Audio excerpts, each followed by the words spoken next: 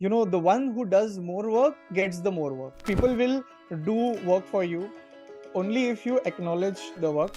Just because of a fight that they had with someone at home or on the way to office or something like that, they have vented out in even their office WhatsApp groups. In today's work culture, being anxious is seen in almost all the corporates, I feel.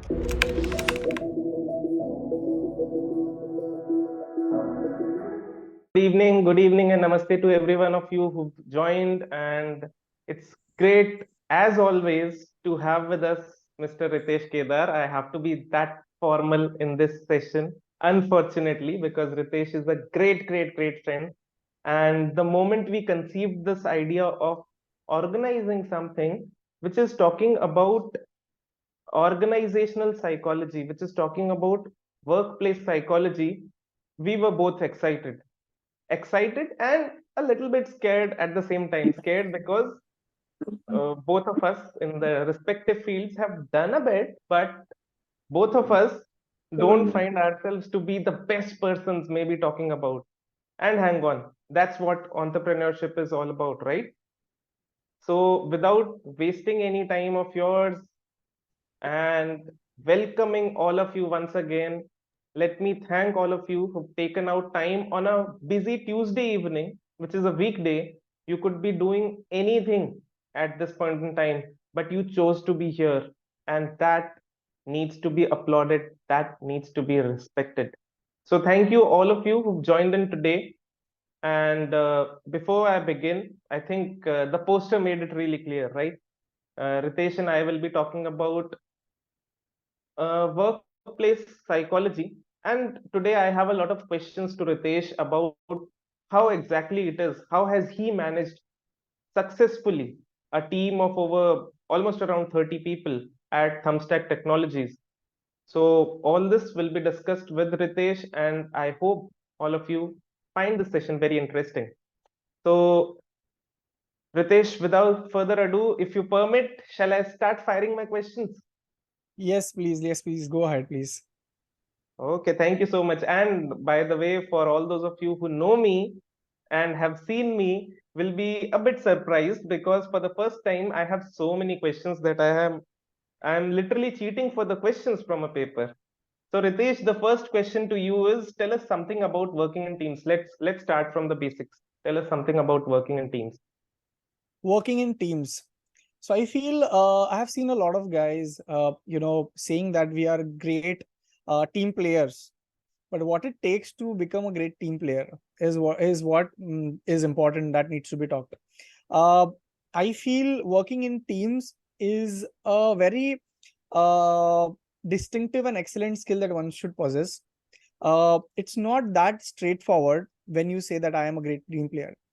Most of the times you'll see that 80% of the work is being done by 20% of the people. And that is the imbalance that you'll see in all the teams. So instead of that, I think you should choose the ones who are complementary in your skills. Say, for example, I am from a tech background and somebody really loves coding, for example, but he does not understand that much of beauty or maybe the user experience or maybe marketing and branding aspect of it. So it's always good to take on board a person who knows that better, so as to you share the complementary skills with them. So then eventually when you churn out your product, it is well-rounded, 360 rounded, degree rounded product, or any task that you're completing, any project that you're completing. So that would be my take on what it takes to become a great, build a great team as well as become a great team player. Uh, Pradhyumn, do you want me to point out very certain aspects of it, because it is a very big umbrella term? Yes, yes, yes. In fact, that was definitely going to be my second question. Tell What me. exactly it is? So any specific aspect of the question you want to point out, that, what skill set do you require, or how do you choose a team, or like Okay, how? so since we are discussing about the psychological aspect primarily, let me put it this way: what is the importance of being a good listener at work? So we've formed a team that is complementary, all right, but what if those two people don't get well together, don't gel well together? So how important do you think is active listening a part of being a great team player? One, and in general, basically, what is the importance and relevance of being a good listener at work? So you might have seen in a team, ठीक है, there is one guy who wants to say something, तो वो बोल रहा है, and वो just बोलने से just पहले ही there is another guy who then puts his view forward, ठीक है, instead of acknowledging what the person has said, ठीक है, तो वो ऐसा होता है ना कभी कभी that look, I have faced this issues, और दूसरा बोलता है अरे ये तो कुछ नहीं, look, I have faced this level of issues. So so team में भी ये होता है majorly. Being a good listener does not mean that कि आप उसके बोलने का वेट कर रहे हो, and as soon as he has completed his words, then you suddenly start telling about your problems.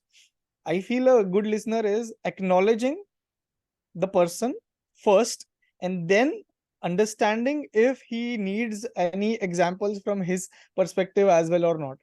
A lot of times, being a good listener is not a solution driven approach. It is, I have also learned very hard way, it is not a solution driven approach. It is majorly a what do I say, a friend driven approach or a psychologist driven approach. So pretend, if you want to be a good listener, pretend that you are a psychologist, and your friend or whoever team member has come to you and he's talking to you about something. Pretend that you want to just listen to him and acknowledge what he is saying. So probably that moment he might be not looking for a solution as of now, as of that on that moment. Just acknowledge it, and then if he requires us, ask him, do you need a solution? And if he says yes, then give the solution. Otherwise, just listen. So I think I have seen this lacking in a lot of teams, especially when in a hierarchical organization. So you have a leader, team leader, n+1, n+2, and then your subordinates come to you and says that we have been dealing with this. There's too much of stress of work and this that, and then what happens is, instead of acknowledging it, the the guy says, the supervisor says, तो क्या हुआ, I am also doing it, तो क्या हुआ, I also am doing it since till night 11 p.m. But that is, I feel, completely, it's wrong. People will do work for you only if you acknowledge the work. Otherwise, मतलब हमारे इसमें भी होता है, we serve to the clients and then they expect us to deliver things on time and all that, and then there are a lot of things that arise around it. So I feel that acknowledgement is being good listener. Great. And now that you've brought in this point of being acknowledging whilst in a conversation or just simply being a good listener, I think you are also trying to mean in one way that if we are talking particularly about teams and working in teams, this also means not just listening, but this acknowledgement part also means taking feedback positively. Is that? Yeah. So I think taking feedback is one part of the game. So say if he has a feedback, then he'll come to you. Otherwise, there are a lot of times wherein he does not have a feedback. He's just coming to you just because he or she wants to just share, something with you. And when it comes to taking feedbacks, I feel that what I've observed is everyone says that we are open to taking constructive feedbacks. But in Mhm. real, no, I mean, rarely people are, like hardly 10% of the people would be open to taking feedbacks. I think we lost Pradhyumn. I think network might be low, but I'll still answer his question. So a lot of people are, they say that ki, yeah, we are open to taking feedbacks, all in, अब मुझे बताओ क्या गलती हुई है, this that. But जब सामने वाला, if they point out your mistake, mostly in a team setting, the one who is taking the feedback gets too much biased, तो वो कभी feedback नहीं ले पाता. And this is not centric to uh, just workspace. This is centric to even your friend circle. It is centric to your personal life. It is centric to almost all the aspects of your life. So taking a feedback constructively is not a trait that is professional in nature. I feel it is as well trait which is individual oriented. It is an individual characteristic, I should say. So yeah, Right, right, Pradhyumn, right. that was my take. I absolutely agree to you on this, that it is predominantly a subjective trait. It is one's subjective attribute, or whatever you'd like to call it, personality trait, that makes him or her that way. If Yeah. he or she is, otherwise not. But this is a trait that can be developed, is all that I wanted to add. Yes. So we've talked about acknowledgement, we've talked about, taking feedback positively, constructively. It is difficult for a lot of people, but for now let me know, what is the importance of mentorship in workplace? Oh, great I question. know you are a very good mentor for your team, but like, what is it that you do, and what is the importance of mentorship in workplace? Yeah. So very interesting question. A lot of people. So there are two things to this question. One is the part of mentor, and second is the part of mentee. Uh, People do want a great mentor in their life. They should take a great mentor in their life. Why? Because mentor generally has seen the world wider than what you have, because he has more experience in that field. He has seen more case studies than you, have met a lot of people than you, etc., etc. uh, Mentorship can also be taken in a variety of areas of your life, not only professional areas. Say for example, if you are doing a job, if you are running a business, or maybe if you are a student, in every aspect of your life you can get a mentor. Not only that, you can also get a mentor for your personal life, which is generally a life coach, like we have Pradhyumn here. So a mentor is, I feel, a supplement for your life. You know what supplement is, right? It is just an additional boost to what you are doing daily. You have your experiences, you have your learning from your life, but if you have somebody to talk to, somebody who is experienced, who will guide you through the right path, is always good. Right now, what happens is, most of the people, when they face with a challenge, what do? They go and talk to their friends. Okay. Now the point is, friends, although they have great intentions, they are not the right people to guide you through, because they also are going through their mess of their life.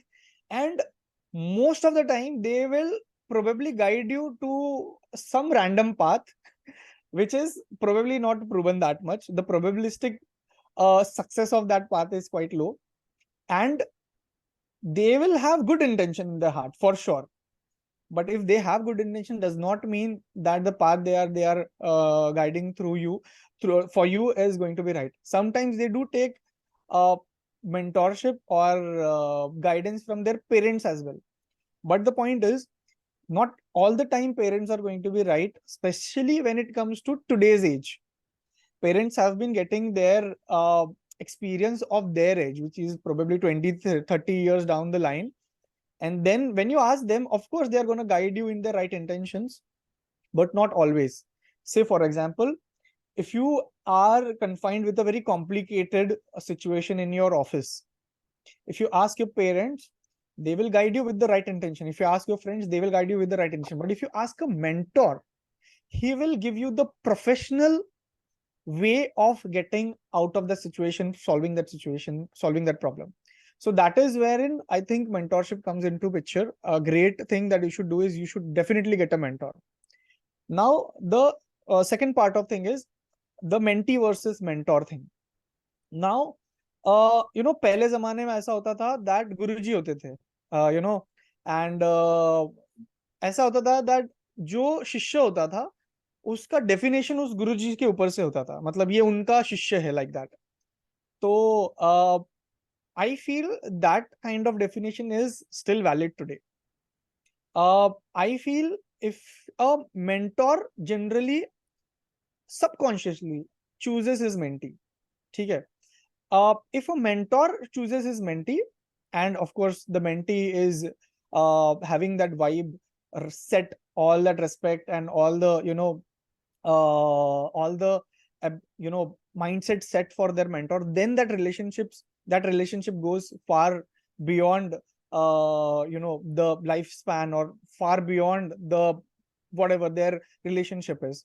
But say for example, if you go for a mentor who is not that accepting you as a mentee, then mostly it's a very short-lived relationship, I feel. So it's not that you just go in and you just take mentorship for someone, you pay some money, or you sometimes you just find somebody who is great at doing something that you always wanted to, and you get that them as a mentor. uh, it's not just that straightforward. I feel the mentor also plays a big role in accepting the mentee as a mentee. So I'm sure, Pradyum, you might have a bigger say in this, because this is exactly your field of focus. So I would want to hear more from you as well. So, see, this is, I think, the privilege of being the second speaker is once the first speaker or the better speaker has spoken, there's nothing much left to speak. So, Ritesh, you've already covered most of the points. The only thing I'd love to add over here is that why a mentor is important is primarily because he or she is giving you a bird's eye view and a third person view. So, what that means is, whomsoever you know is actually a part of your circle. He or she is in some way at the same plane that you are, in the same dimension. Now, a mentor, particularly if they are a professional mentor, will always have a 360-degree view or a holistic view, a bird's eye view, or a third person view, whatever you'd like to call it. And this is wherein their expertise lies. So, a mentor might not necessarily be more skilled than you, but his or her perspective is what matters for you to grow in whatever journey you are. So there could be business mentors, there could be life mentors, and so on and so forth, relationship. So many types of coaches out there. So predominantly and essentially what they are doing is this, giving you a different perspective, a holistic perspective.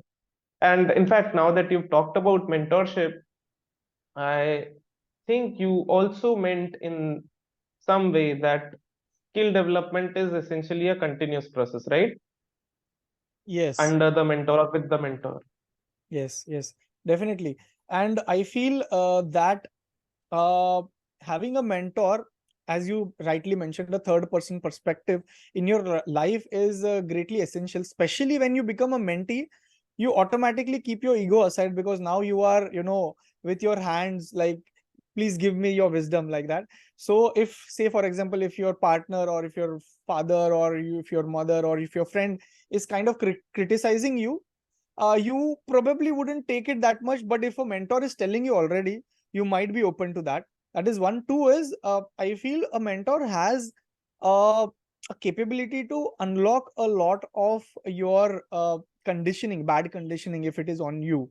So for example, I had a lot of, and also might have a lot of bad conditioning on me because of the way I have been born and brought up, which might be stopping me subconsciously or unconsciously to become the greater person that I want to. And that a mentor can rightly spot, which your friends, family circle won't be able to spot. He can rightly spot that, and he can exactly pinpoint, boss, you need to work on this, because this is a bullshit that you're giving to yourself. Just stop it and come out of it, like that. So I feel a mentor's role is quite wise. It's quite underrated. I feel everyone should have the mentor. Okay, and now that we've discussed about mentorship, how do you or how to motivate teams at the workplace How to as motivate a teams leader? as a leader. Okay, I think when we talk about extrinsic motivation, which is an external motivation, um, there are a lot of factors that you can do. Okay, there are a lot of factors that you can do, which includes setting the right culture, leading by example, setting the right vision for your people. But I believe a lot on intrinsic motivation, a motivation which is internal to the individual. If the individual, say for example, is a marketing guy or is a sales guy, And irrespective of how much motivation I give him externally, that is going to be always short lived.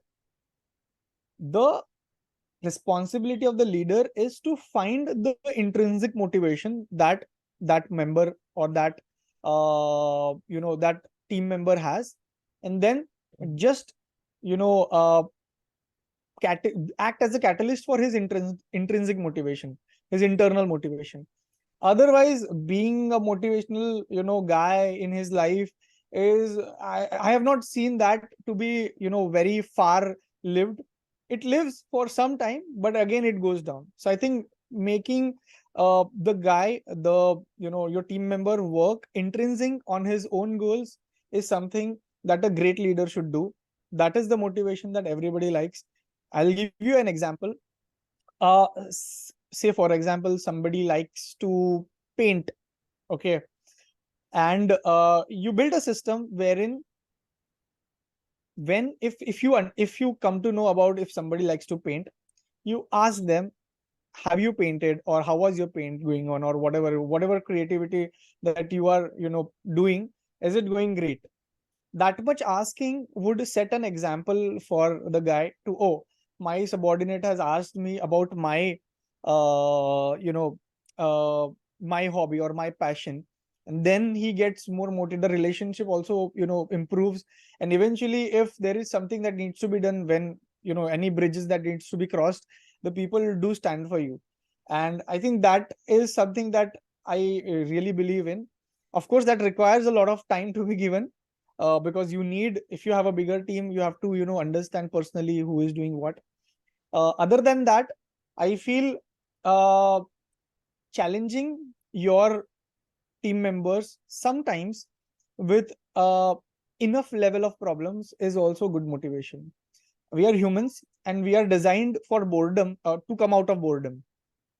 So if you give your people a very bored work, mostly they will soon be not so motivated, give it up, start thinking about what's going on in my life, etc., etc.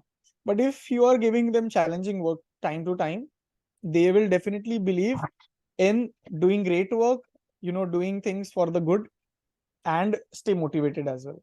So I think these are the 2 points that I generally take care of. Of course, it's again a big wide motivation is a quite wide topic, but I think these are the 2 3 points that I generally focus on. Pradhyumn. Right. In fact, when I talk of motivation, particularly in organizational psychology, it's usually to do with extrinsic motivation, because intrinsic, we really can't do much about it, to be very honest. And I'm glad, in fact, I was looking at my questionnaire and you pretty much answered my next question. I was going to ask you about how to build this camaraderie between team leader and team, and certain things about self care for employees and all those things. This is in example you showed us a very beautiful path. Self care need not necessarily means big long luxurious vacations. It could simply be amongst a team, just even talking something as simple as about maybe the cricket match last night, or some hobby that you know of about your team member, that could be talked about, that could be promoted. Simple things like these, I think will go in a long run, it will go a long way in helping strengthen the team bond. And with this being said, what, as a business person somewhere who's into the corporate rat race, I would say that, what is the relevance of psychological well-being at the workplace, leading teams? What is your take on this? So very again a great question, Pradhyum. I feel this topic of psychology and psychology at a workspace, mental wellness at the workspace has been underrated for very very long time, and has suddenly got way too relevant in today's time. I feel there are a couple of reasons for this. One is a heavy competition. We are just a sec, Pradhyuman. Yeah. So we are in a world wherein we are faced with very heavy timelines, delivery tasks to be completed fast, In fact, we are also bombarded with a lot of information all the time. You open Right. any social app, which is maybe Instagram or whatever, and all the information, all these shorts going on, and these are actually reducing your, focus span. If you combine with a stressful life with a short focus time span, what you get out is a great anxiety out of your mind. And in today's work culture, being anxious is seen in almost all the corporates, I feel. I'm sure that would be also the case in our teams as well. So now I'll take this opportunity to again address this issue. uh, I know a guy, this is a case study. I know a guy who suddenly started forgetting a lot of things, very important things. Okay. His retention became way too low. So, for example, you had a meeting at 9 o'clock. We discussed it like just couple of hours before, and somehow he did not schedule it, or he skipped his calendar or something. He just forgot. It was a very important meeting, and he did it a lot of times. Now, the thing was, when we actually sat down and understood what was wrong, what we came to know was he was always keeping his mind busy into a so-called productive work. Now, what is a so-called productive work? He was always watching all these podcasts, which are good. He was always watching all these reels. He was always into grabbing all the information that internet has to give, and he never gave a silence space for his brain.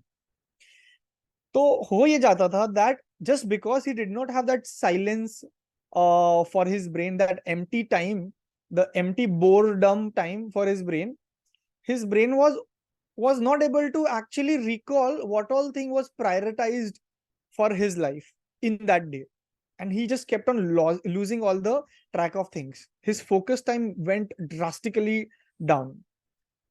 Now, when we discovered this, okay, this might be wrong, let's just address this challenge. We told him to reduce all these things and schedule time, hour of days for these specific activities, and take out time for boredom in his life and give empty spaces. Suddenly his focus came up, his ability to recall a lot of events of his life, his daily schedule suddenly became up.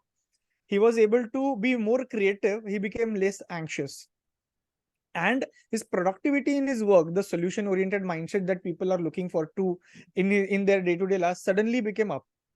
So I feel this is all related to understanding your own mind, understanding your own psyche. And if you're not able to understand that, then take a help of any psychologist or any consultant, or any probably a wise friend or mentor would do. But I feel in today's age, it's very much essential. If you are having these symptoms of forgetting things, feeling too much anxious, oh, ye karu, oh, this is going on, this is a lot of mess going on, so much of haywire things going on. If you are having this thing in your life, you need an attention, you need a help of someone else. And there is nothing derogatory in that, to take help from people. In fact, if you have observed all these big interviews of Priyanka Chopra and I don't know Ranbir Kapoor and all these people, uh like bigger entrepreneurs as well, all of these guys go for therapy quite daily. I mean daily as in quite frequently, monthly or whatever, bi-monthly, maybe weekly also. The reason they go for all these therapies is because they want to give empty space to their mind, so that their mind can work on reprioritizing a lot of things in their life. So, Pradhyum, again, I thoda sa dragged a bit, but this was essential to be uh, told that psychology in workspace is a lot more important than how it was like 5 years back. Right now, all the things are moving so fast because of technology. Our minds are not designed to work that fast. So you need a break. So yeah, Pradhyum, hope that I answered your question.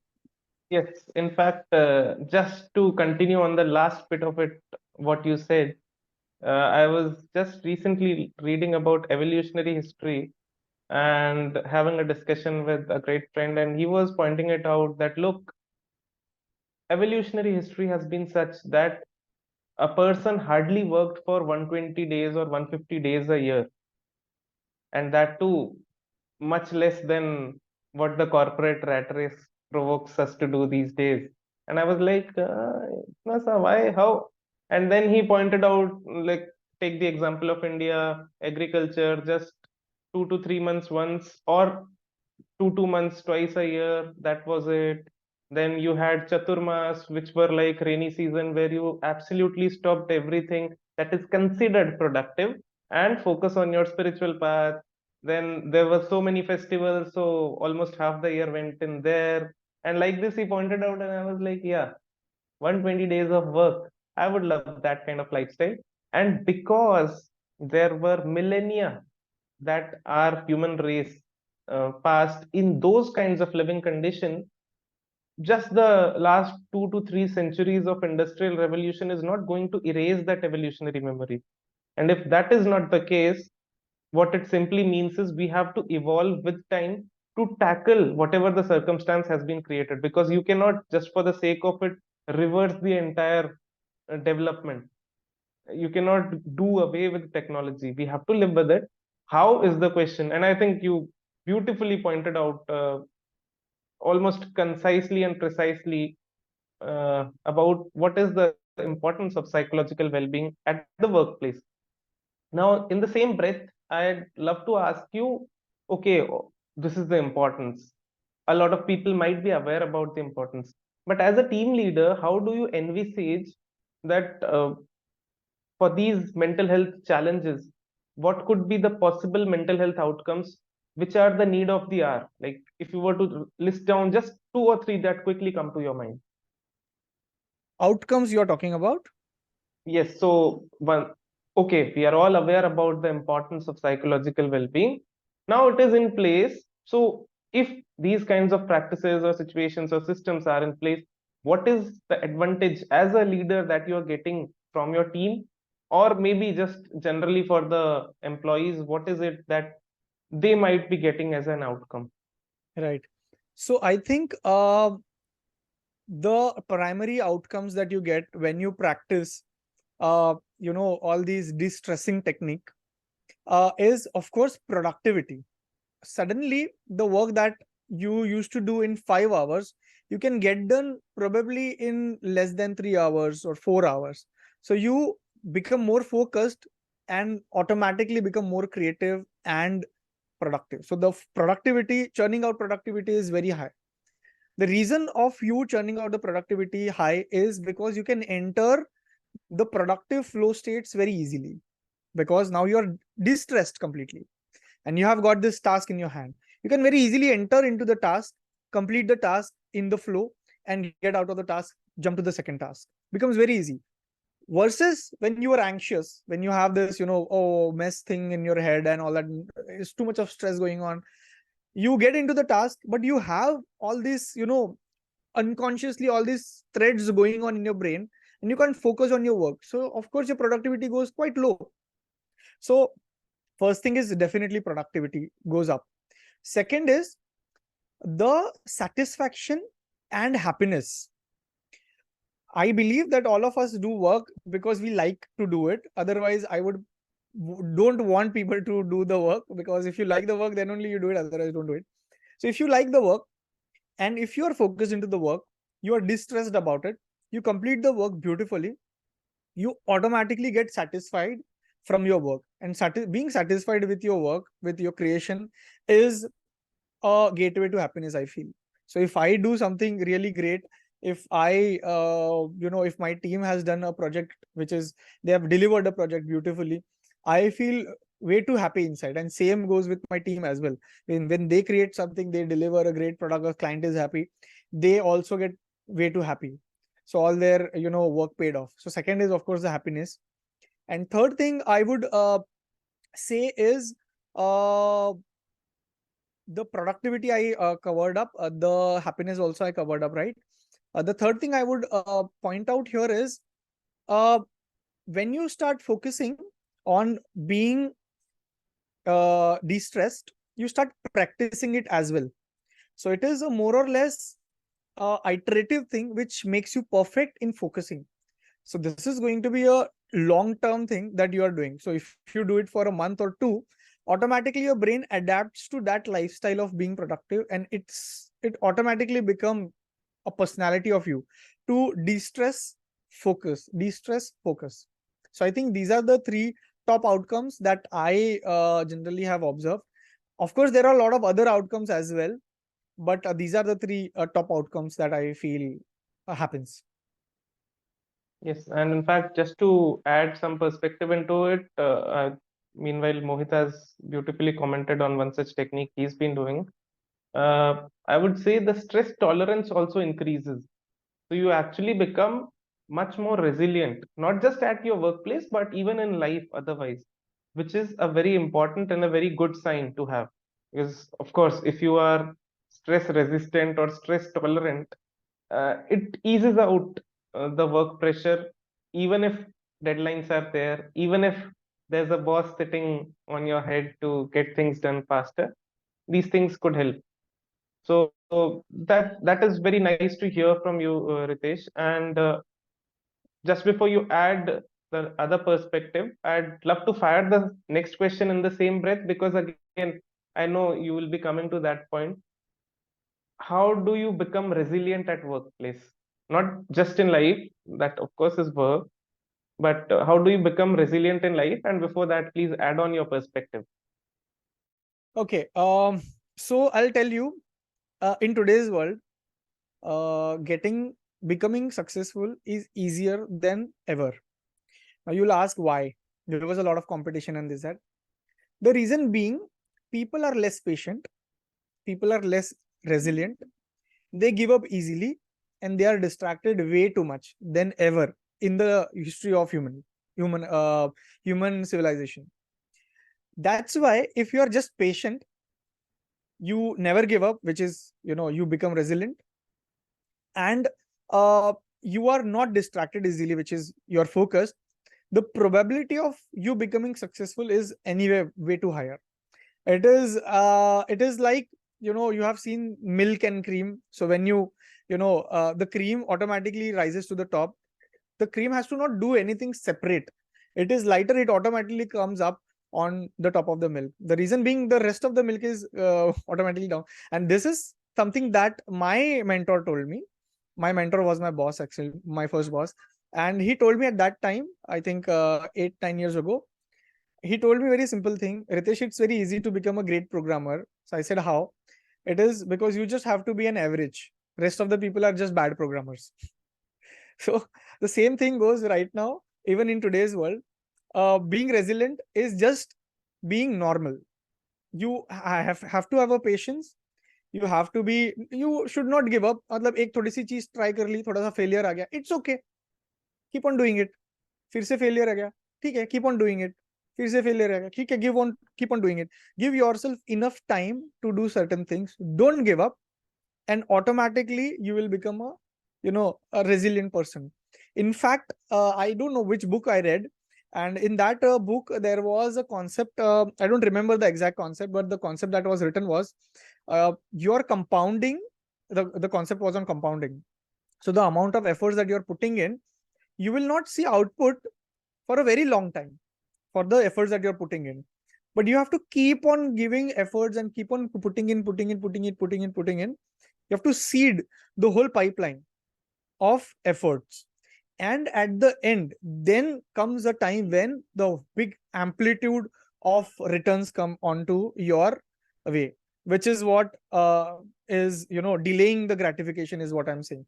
So if you want to become successful, you're not going to get success that easily. It's very obvious, but you have to keep on trying, be patient for very, very long time.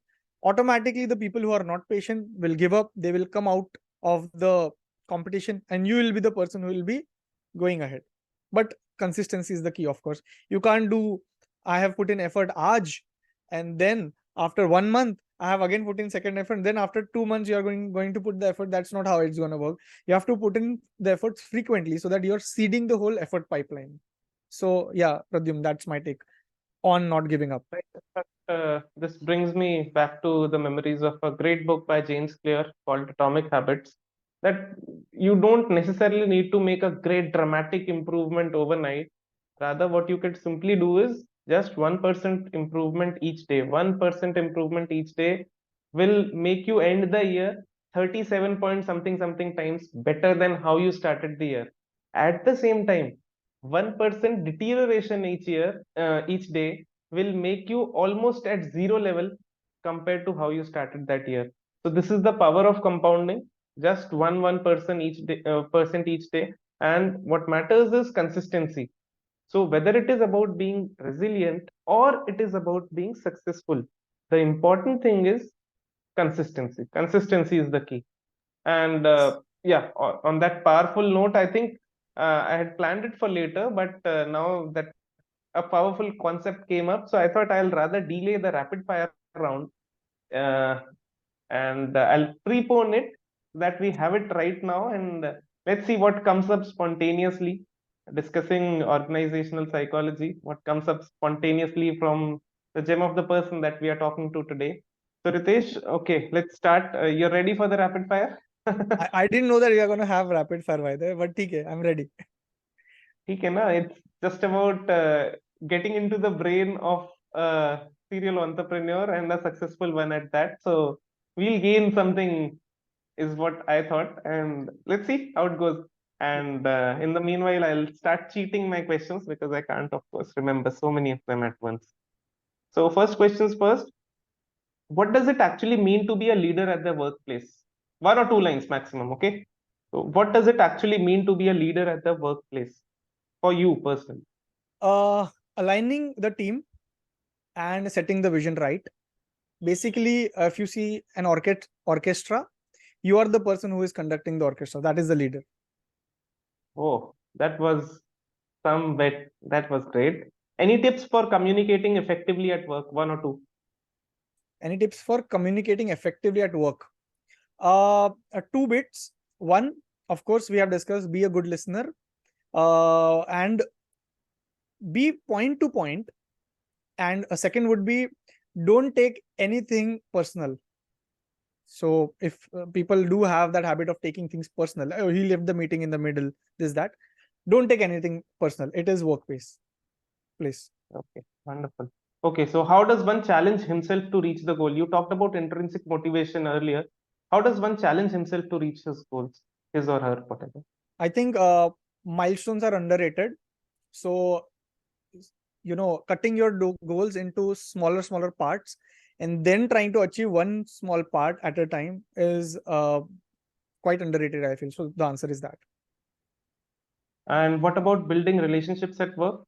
And I mean, not just a boyfriend girlfriend relationship, but even strong bonded relationships like friendships or just a mentor mentee relationship in the form of boss and his employee. What about building these relationships? So at workplace, I think you should just avoid your boyfriend girlfriend relationship. That is a big no from me, because that generally is kind of goes into the drain.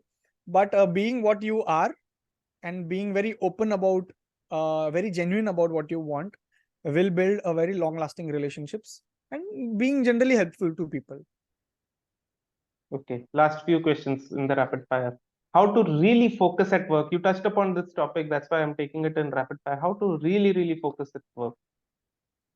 First of all, practicing focus other than your work, which includes in, of course, practicing creativity, this, that, hobby, वगैरह वगैरह. Second is using technology as at your advantage. A lot of people, especially developers and coders and all that, they plug in their earphones, they put binaural beats on. So it's a hack, I feel, that you can use to focus. And the third thing would be, yeah, I think these two things generally are kind of life hacks.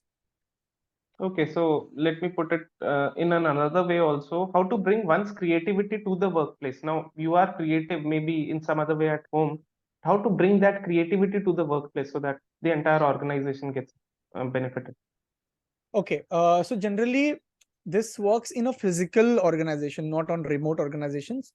But having a day which is not your work day, I mean, you're not going to do work on that day. That day allocated for other activities, like probably creative adda, creative studio, wherein people bring in good ideas, new problems that people can solve. They can sit down and think about, giving speech on the topic of their choice or something like that. So all these activities are necessary, I feel. Generally, all of these activities do work nicely in a physical workspace, but in remote workspace, I feel we have not been doing it, so we are guilty of it, of course. But we should have these activities of uh, you know one person takes up one topic and speaks on it, and it's not related to work. So it Okay. can be And on cricket, like that. yes, this is a very wonderful insight that you've given. And in fact, just will stop the rapid fire for once. And now that you've brought in this topic of, let's say, about the speech. So, what about if, let's say, someone has that fear of public speaking? Now, let's say it's a team of 20, 18 people spoke, the 19th and the 20th one, both of them have social anxiety. So, how exactly does one overcome the fear of public speaking in that case? And generally, we can extend this, extrapolate this answer to other areas as well. Correct. So just give you an idea about what kind of person I used to be. I am a typical introvert. I was very bad in communication. I used to find very difficult to talk to people.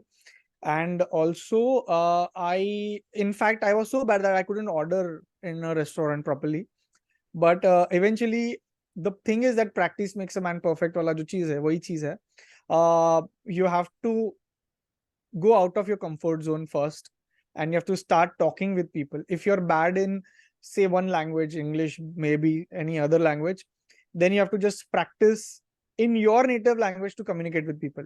The point is about getting what is in your brain in front of the other people, and not worrying about how I'm going to speak and which language I'm going to use, what words I'm going to use. Am I going to do okay, all that. Just keep all the worries aside, and just focus on, okay, this is the thought in my brain, and I'm going to tell this thought to my audience in the most effective manner. That's it. That generally works for me. Now, regarding life hacks, I feel fake it till you make it has worked for me. So, I mean, it sounds quite funny, but in my initial days of public speaking, I used to keep a mental trigger for myself. So I used to write down what would a great public speaker in me would look like. So then one is he's going to talk like this, he's going to have this body posture, he's going to this, la la la, everything I used to write. And then when I used to take the mic in hand, I used to pretend that that person has arrived. It sounds very funny, but has worked for me in the initial days, days of my public speaking. And once you have that, it can be a mic in your hand, it can be a wristwatch on your wrist, it can be anything. It can be a trigger, but you have to practice it, of course. And then once you go on the stage, you have the new avatar loaded, and then you can, speak. So that is a small life hack I used to use. In fact, now also I have to do public speaking almost every week to the team of entrepreneur 50 entrepreneurs that I generally conduct meetings for. And there as well, all are entrepreneurs, and they are the diggage of their fields, and you have to conduct the meeting in between them. I do have that feeling of, oh, am I gonna mess it up? How is it going to go? All the self doubts. Generally, all the entrepreneurs do have self doubts. Same do I have. And then the only one thing that my mind says is, okay, this is what is in your brain, you have to tell it to your people, and it ends it. All the anxiety is gone. I just conduct the meeting. So yeah. That was really insightful, I would say. And yeah, so before we return to the rapid fire again, another question: how do you look at the work-life balance, the entire jargon? Is it a jargon? Is it a scam?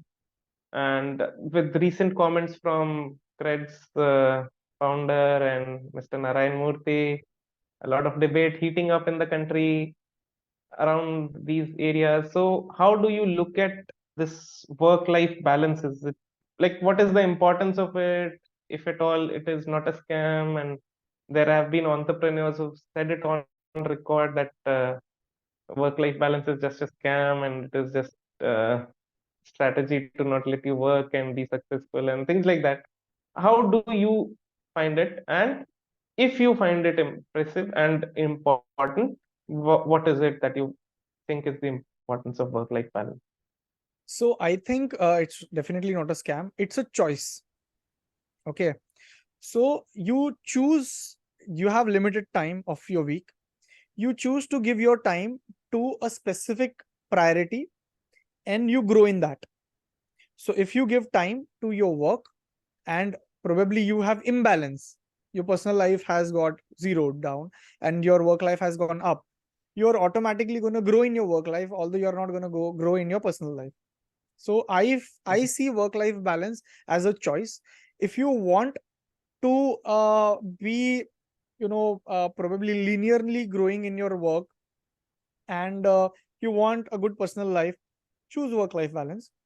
But if you are in your youth, or if you are struggling and you are into your, not in your successful ages, or in your successful years, then don't choose work life balance. Go for, focused into improving yourself, doing work, getting work, doing double shift if you can, because that is the choice that you make. So work life balance, I feel, is just a choice that you make, and you have to sacrifice certain things if you go for a work life balance. Personally, what I believe is, especially the weekend concept of it, that people do say that, so I don't believe in that. Why? Because for me, it's not about you doing one work and then taking rest in your, out of the 7 days, you taking rest for 2 days. I believe, don't take rest. If you are tired, then take rest, of course, because of course you're tired, you should take rest. But if you are not tired, then work on yourself. It can be anything. It can be enrolling for a course, it can be doing some training, it can be anything, building up your own website, I don't know. It can be anything. I prefer working on something, not resting, if you don't need rest, because you will eventually condition your mind to work on 5 days, and then automatically your mind will want to rest. It is as simple as, setting up your breakfast, lunch, and dinner timings. So if you have timing, say 9 o'clock, you have breakfast daily, automatically your body will condition yourself, you, to feel hungry at 9 o'clock. In fact, even if you don't need food, you'll still feel hungry. Same thing is with, weekends and work life balance as well. If your body really needs rest, ask to yourself, and if it needs rest, take rest. Otherwise, work on yourself. So that would be my take on work life balance. Wonderful, wonderful. In fact, it's so beautifully presented, and this entire concept that you presented. Lakshmi is also saying great insights. Thank you. And thank you for staying back, Lakshmi. I know we've extended the session a little bit and we will extend it a little more. So if you're finding these insights useful, spam the chat box saying BIO, bring it on. If you want more of such insights, just spam the chat box saying BIO, bring it on. That's what we want you to spam it, because there are still a few areas we need to discuss. There are still a few areas that needs more of your attention in case you have missed them so far. So okay, lots of BIOs now. That encourages me to go forth. But first, with the rapid fire round that we left midway. So, Yes. Ritesh, now there are certain questions that you have to answer based on your opinion, as your opinion, or based on your experience as the team leader. Not the idealistic answer is what I want from you. I want the practical, routine answer that you have been doing in life, practicing in life.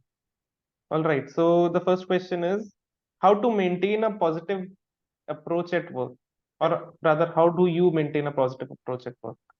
Positive approach you're talking about. Okay.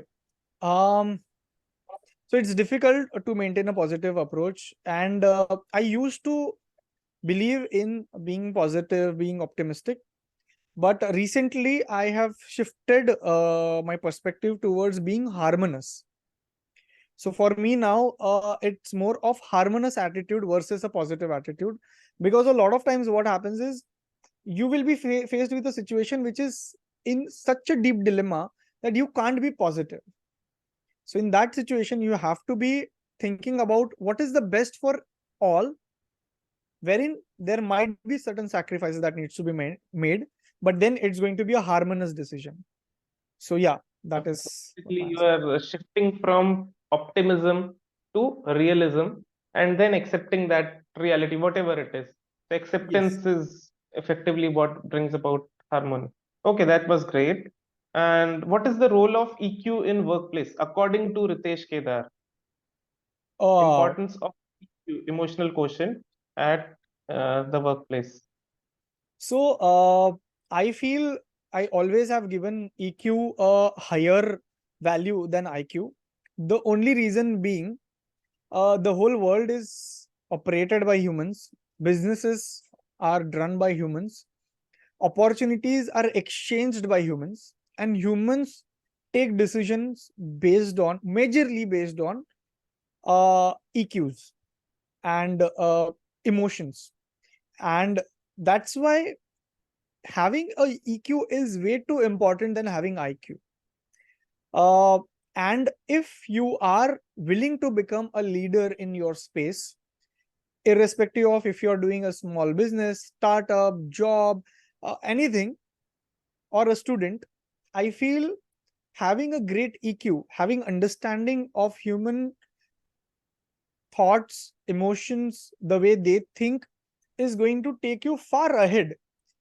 This comes into the people dealing aspect of things, is going to take you far ahead than just having a great IQ. Great IQ is almost equivalent to having a great talent. But what's the use of a great talent if the talent is not going to spike the right emotions in someone? So that is my take. Wonderful. In fact, having the right kind of emotional intelligence, of course, is important because human is a social animal, and what that quote actually means is that you are run by your emotions more than your logical intelligence. And of Very true. course, emotions are also another aspect of intelligence. This is not something else. And it's great that people like you are now understanding the importance, and hopefully one day almost the entire industry will get the crux of it, that it is important and it needs to be paid heed to. Okay, so tell me, how do you negotiate conflicts at work? Negotiating conflicts Jaldi at se, work. come on, fatafat. Yeah. Don't think about it. Rapid So fire it's me, a you have rapid to fire be. now. Sorry. So I think being professional and Hmm. being open are the two key factors in resolving any conflicts. Generally the conflicts do arise because of grudges or egos. When you become professional, you automatically keep the grudges, egos, all the biases aside. You become professional, you talk professionally and talk very openly. So that generally resolves most of the conflicts. Right, right. That's great. And but this also, being professional, don't you think it'll, again, this is a auxiliary side by question, don't you think it might hamper help seeking attitude amongst peers in the workplace? What's your take on this? Like, how do No, you no, promote no. help seeking if you are So when professional? you say help seeking attitude, what do you exactly mean? So let's say I have some personal problems going on in my life. Let's say a husband fought with his wife. It will automatically impair his working for the day. But if he or she is very particular and very professional, might not discuss it with friends, or because sometimes just help seeking doesn't necessarily mean asking for a lot of money or something like that. Simply something as simple as vent out your anger, just discuss it with it, emotional catharsis done and dusted, and you're good to go. So, Yeah. how So do I you? think, yeah, I think this is a skill I feel that you have to keep your professional side and personal side as well as public side quite bucketed. You can't mix it. If the moment you start mixing it, you will just ruin one or the other thing, I feel.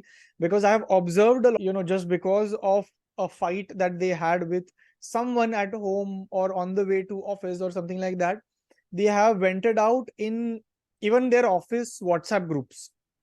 and because of that somebody also has got fired and got demoted and all that.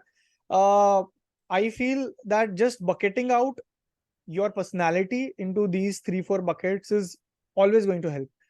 When you are in office, when you are in your professional setting, you have to automatically let go all the personal whatever anger that you have or emotions that you have. You have to be very professional. There are certain limitations, there are certain lines that you do not cross at office, at workspace, and you should not. If someone else is crossing that line, for example, a lot of time it happens that okay, you are the idealistic professional, somebody else is not, and they come in and they went out on you, but you still have to be very professional and handle it professionally. You can't be a guy who is then he's venting out, you're also venting out, and it becomes a cat fight. So it's a complete no-no. Irrespective of what the world does, you have to be professional and you have to handle everything professionally. You have to maintain that stature of the designation that you are given very gracefully, is what I generally prefer. Right. So towards the end of the conversation, last three questions. What are the leadership skills in situations like the pandemic? What are the leadership?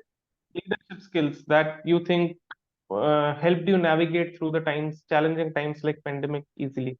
Ah, so I think one of the important leadership skill is finding opportunities. Finding opportunities, because pandemic came, half of the IT company was going down the drain. They stopped working. They shut down, and it was on the other side. There were a couple of industries like us, companies like us, who eventually started finding out what are the opportunities. Because all the times, whenever problems come, there are solution that comes in. So being opportunistic in nature is something that is going to work in things like pandemic. Okay. And what about managing fatigue? Any stress management hacks? Stress Mental management fatigue, I'm hack. talking about. Yeah. I think doing act. So I'm guilty of not doing it, just accepting it. So just de-stressing yourself by doing a focused activity other than your work, can be going for a walk, can be working out, can be doing a creative work like painting or whatever that you work. Some people do have drums, guitar, whatever. Having that one activity in your daily life which de-stresses you is going to work wonders. Most of the people don't have that. It can be also playing a game for half an hour. Yeah. Right. Wonderful. So, last, making mental health a priority at workplace. Any message to the audience, all those of us who have joined us today, and those of us who will be watching us over online mediums? Okay, what is it As in making mental health your priority at the workplace? at the workspace. Um, yeah. So I think we have almost covered the same topic throughout the session. And I would again sum it up for you guys. My take on this would be that irrespective of what work you are getting, irrespective of how much stressed you are, in irrespective of how much pressure you are in, take just half an hour. That half an hour can be divided in 10 hour, throughout the day, or maybe half an hour once. Just take this half an hour for yourself, shut down everything, just sit in boredom, do nothing, and that should just work for you. So yeah. Right. That was it was great having all those wonderful insights from you, Ritesh. I'd open it up for the audience in case any of you have any questions or suggestions or comments. How did you find the session? Anything feel like sharing, please do so in the comment section. And in case you want to come on stage, come on the camera, please feel free to do so. Any questions are more than welcome. And in the meanwhile, again, by the time we are receiving questions, Ritesh, how do you work from home? ये जो work from home वाला concept था, tell me something about it, because of course this is something that is quite alien to the nature of work of my profession. So work from home. How do So you work from home? how do I work from home, as in the team, right? Obviously your company and So entire thing. it's very straightforward and simple. Our work is a digital work. We require laptops and the laptops only to do work. And that's why we just have a couple of tools that we have set up. Slack is something that we use a day in day out, and we coordinate on Slack. We have a morning update, evening update. We work on a goal based approach, so we have a weekly goal generally, and though everyone has to work towards achieving that work, we have flexible working hours. Generally the team is available from 9:30 to 7:30 is what I tell people to work in. But the team, if someone has uh, to take, somebody has to take their mom to a doctor, or you have anything, somebody has a child to take care of, so they need the work, that flexibility of work, so they are given that flexibility of work. The goal is that you complete your work in time, and I am happy, and then you can do whatever the hell that you want with your time. So that is how I work, and it has been working for us. It has given us a good peace of mind, and our team also loves, I'm sure, working from home, because then they get time for their gym, exercise, dance practice, whatever that they do. So it's just a collaboration and a trust basically we have in each other, that yeah, he's going to do the work and he's going to submit the work. That's it. Great. That was wonderful to know that you have a very close-knit, well-bonded team. It's a privilege to have, really. I'm sure you'd echo those words. And looking from it, looking at it from the outside, it's always such an envious position to look at, that someone's built such a great team. It's a wonderful job. Well done, mate. And thank you so much for all the insights that you've given to us through all the experiences that you've gotten over whatever the last decade of work that you've gone through, the experience that you've gained, the mistakes that you've made. And yeah, thank you so very much, helping at least me understand and gain an insight of what it feels like to be on the other side of table and seeing things, managing things, leading teams, building successful businesses. So business की बात, we, I think, were able to explore quite a bit of workplace psychology. Again, a big thanks to all those of you who took out some time on a weekday, on a Tuesday evening, gaining these insights. And as I said, program, this session wouldn't have been possible without you, Ritesh. So thank you so very much for sparing out your time. Thank you so much, Pradhyum, for hosting this session. First of all, it was your initiative, and it was, the question that you asked were quite, really good quality questions, so that I could answer it. So all kudos to you for asking those questions, and thank you so much for all the people who has joined in the session and listened to us after we went quite out of the times that we allocated. But yeah, thank you so much for all of you guys for being a great audience. Thank you so much, everyone. Hope you have a great weekend ahead and happy Diwali in advance. Take Happy care. Diwali, everyone.